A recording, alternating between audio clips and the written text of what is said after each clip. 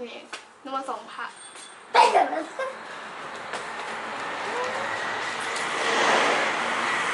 ถ่ายวิดีโอจะพอ เสียงเข้านะเฮ้ยไอเหลียงไปผสม3 ตัวเลย เลี้ยงข้าวไง มาเลียไอเหลียง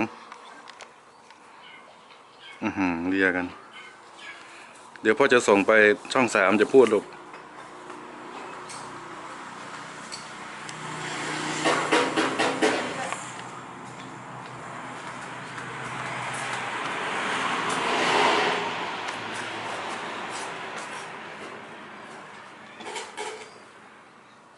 เฮ้ย